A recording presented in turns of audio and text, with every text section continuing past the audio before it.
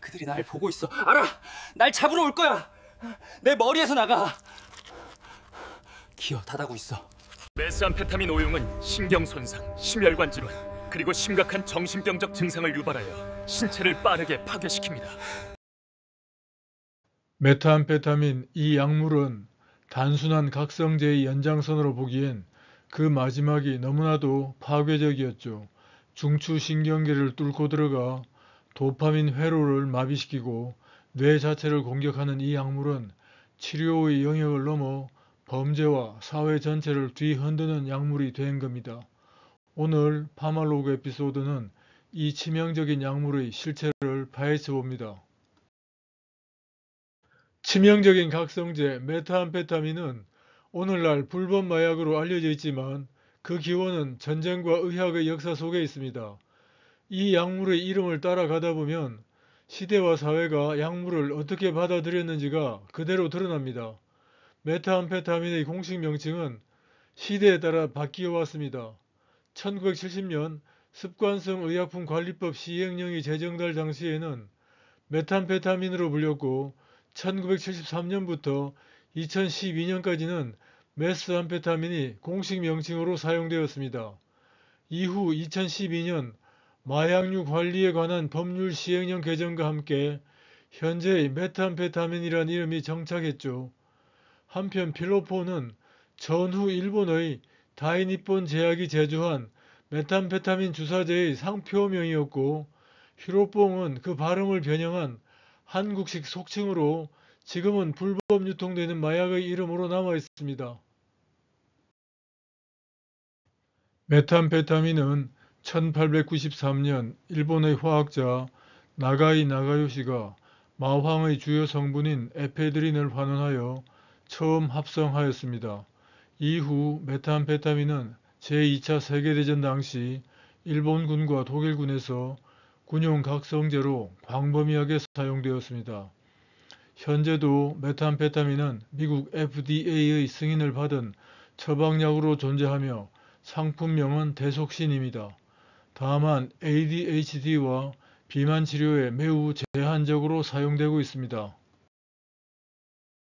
메탐페타민은 암페타민에 메틸기 하나가 더 붙은 분자입니다. 하지만 이 작은 구조적 변화가 약물의 운명을 바꿉니다. 메탐페타민의 메틸기는 분자의 지용성을 높여 약물 분자가 혈액, 뇌 장벽을 훨씬 쉽게 통과하게 만듭니다.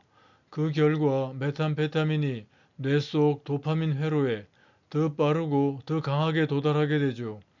이것이 바로 암페타민과의 결정적 차이입니다.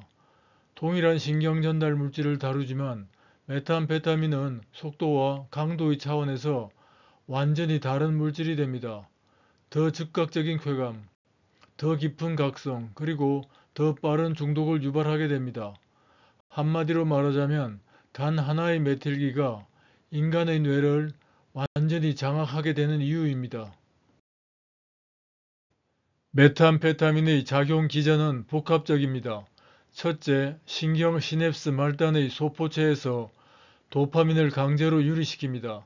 둘째, 도파민을 분해하는 모노아민 옥시데이즈를 억제하여 세포 내 도파민 분해를 차단합니다.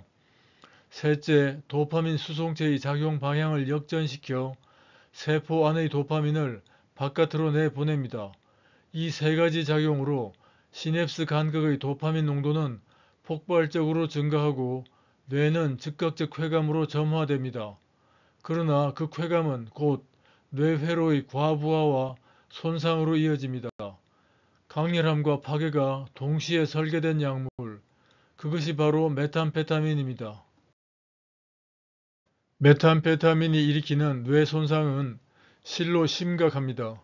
중추 보상회로의 핵심 영역에서 도파민 뉴런 자체를 손상시키면서 보상회로 자체를 무너뜨립니다. 그 주요 원인 중 하나는 세포질 내 과잉 도파민의 산화가 만들어내는 활성산소정으로 인해 발생한 산화적 스트레스와 그로 인한 신경세포 사멸입니다. 실제로 페트 영상 연구에서는 수년이 지나도 회복되지 않은 도파민 시스템의 붕괴 흔적이 관찰됩니다. 이것은 단순한 중독이 아니라 신경 독성을 동반한 뇌의 물리적 파괴입니다. 그 결과 불안과 불면, 그리고 피해 망상이 이어지며 현실 판단력이 무너집니다. 메탄페타민의 부작용은 단순히 뇌 손상에만 그치는 것이 아닙니다. 심장, 피부, 체중, 그리고 정신을 포함하는 모든 체계가 붕괴됩니다. 심혈관계에서는 강한 교감신경 자극으로 혈관이 수축하고 부정맥과 뇌졸중이 뒤따릅니다. 몸은 각성 상태에 갇히고 심장은 과열된 엔진처럼 소모됩니다. 피부와 구강에서는 침 분비가 줄어 입안이 썩어가고 가려움으로 인한 상처가 얼굴과 팔에 남습니다. 이것이 바로 메탄페타민의 특징적인 구강 손상 증후군, 즉 메스 마우스와 화학적 자해의 흔적입니다. 또한 시상 하부가 억제되면서 식욕이 사라지고 몸은 마르고 근육은 녹아내립니다. 마지막으로는 정신이 붕괴됩니다. 다시 말해서 폭력적 충동, 강박, 그리고 끝없는 공허감의 연속, 즉 보상 회로의 도파민이 고갈된 뇌는 더 이상 쾌감을 느낄 수 없습니다.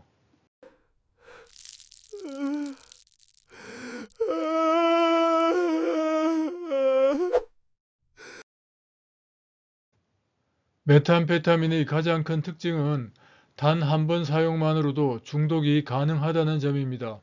그 이유는 바로 폭발적인 도파민 분출이 남긴 쾌감의 각인 때문입니다.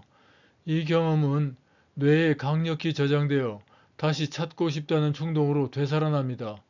그러나 도파민 회로가 고갈되고 파괴되고 나면 이후 남는 건 심한 우울감, 무기력, 환각, 그리고 불안감입니다.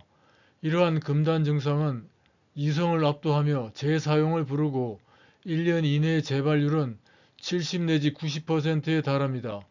결국 이 약물은 한 번의 각성으로 인간의 전체 시스템을 파괴시키는 무서운 물질인 것입니다.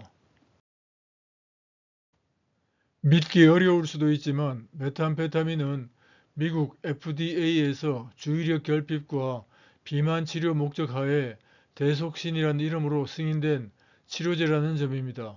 문제는 메탄페타민의 불법 유통과 오남용이 너무도 광범위하고 대속신이라는 이름으로 존재하는 정제조차도 실제로는 의료보다는 의존의 도구로 전락한 상황이죠. 이제 이 약물은 사회 전체를 위협하는 설계된 중독물로 작동하고 있는 현실입니다. 지금 한국 사회에서는 10대와 20대 청소년과 청년층에서의 메탄페타민 확산이 가장 심각한 이슈로 떠오르고 있습니다. SNS, 다크웹, 그리고 텔레그램을 통해 누구나 쉽게 접근할 수 있게 되었고, 이는 단순한 호기심이 중독과 범죄로 연결되는 경로를 매우 짧고 빠르게 만들고 있습니다. 그리고 그 확산 범위는 국경을 넘고 있습니다. 이제 우리는 분명히 말할 수 있습니다. 메탄페타민은 단 한 번의 각성으로 뇌의 도파민 시스템을 완전히 망가뜨리며 한 개인의 감정, 판단, 그리고 의지를 서서히 무력화시킵니다. 파말로그는 각성제 메탄페타민이 가진 파괴성과 그 위협을 냉정하게 기록하고자 했습니다. 이것은 약이 아니라 뇌를 공격하는 마약입니다. 함께 해주셔서 감사합니다. 다음 에피소드는 코카인 이야기입니다.